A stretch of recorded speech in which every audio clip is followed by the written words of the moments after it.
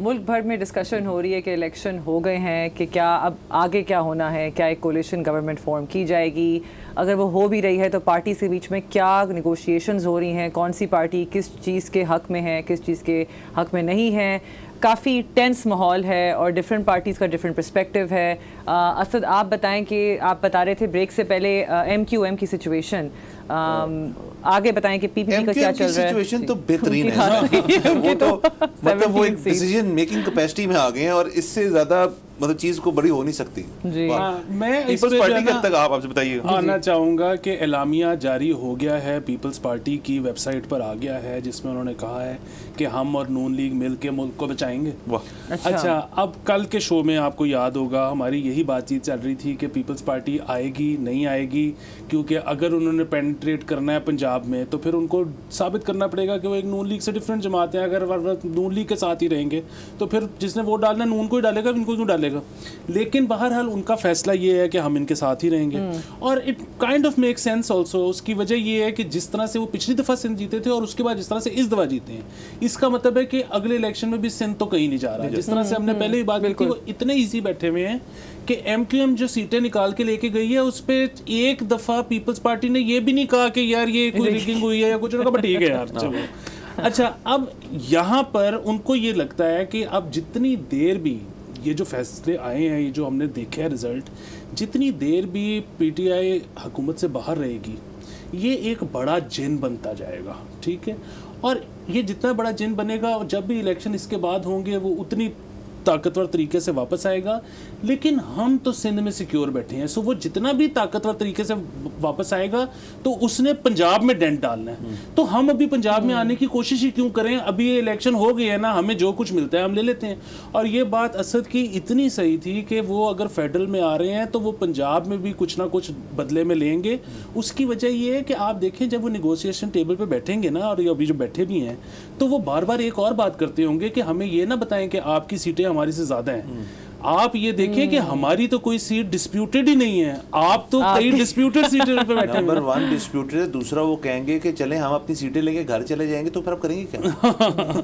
तो यहाँ पे ये वाली चीज़ है। और इसके बाद जो है ना, जो दूसरा मसला यहाँ पे आता है वो ये है कि PMLN अभी बिल्कुल शू स्ट्रिंग पे है।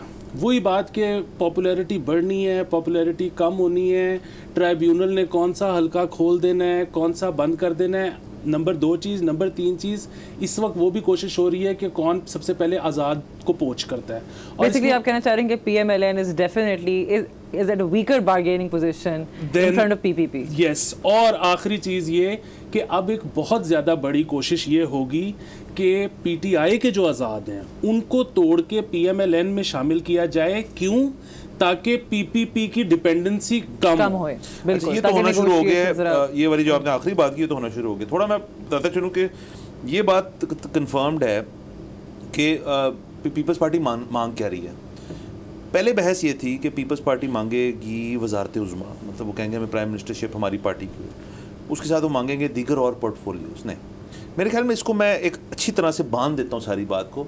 वो मांग रहे हैं गवर्नमेंट।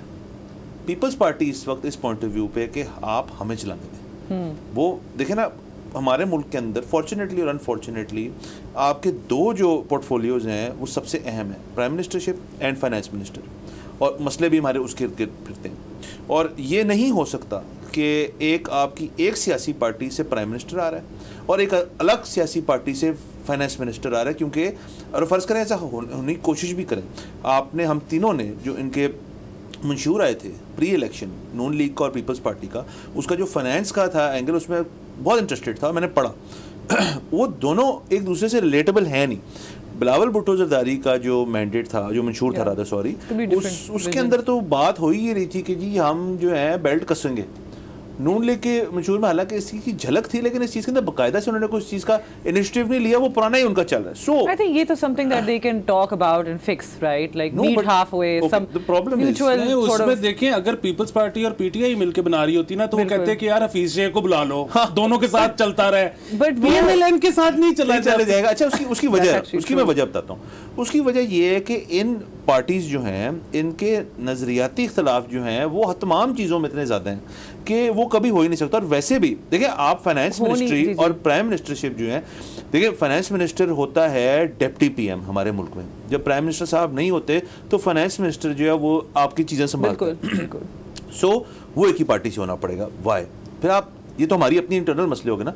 अगर आप हमारे इतने मामला जो हैं वो इंटरनेशनल आपके और दीगर ममालिक से हैं, वो देखेंगे यार कि ये क्या बात है कि फलाना बंदा उस पार्टी से आ रहा है, इससे आ रहा है, they won't take us seriously. ये मेरा अपनी राय है। अच्छा, ये तो रही बात कि वो मांग क्या रहे हैं, और डेफिनेटली प्राइम मिनिस्टरशिप से नीचे तो वो कुछ मांगेंगे नहीं। रही बात पंजाब की, तो मेरा नहीं ख्याल कि वो इस चीज़ को डिक्टेट कर पाएंगे कि जी चीफ मिनिस्टर कौन होगा पंजाब का, लेकिन इन्फ्लुएंस डेफिनेटली होगा उसके अंदर कि जी हम चीफ मिनिस्टर किसको देखना चाहते हैं। और मेरा ख्याल में वो इस चीज़ पे पॉइंट करेंगे कि कोई ऐसा चीफ मिनिस्टर आप बनाएं जो कि एक हद तक न्यूट्रल हो। न्यूट्रल से मेरा मुराद ये है कि उसमें मारूसियत की जो एक इल्ज़ाम है वो भी ना हो, यानी कि कोई शरीफ फैमिली से ना हो, और कोई ऐसा बंदा हो जो हमारी भी कोई थोड़ी, जो आप बात कर रहे थे ना, पेनिट्रेशन इनटू पंजाब, वो करा पाए। सब्सक्राइब करें और बेल दबाएं ताकि कोई खबर रह न जाए।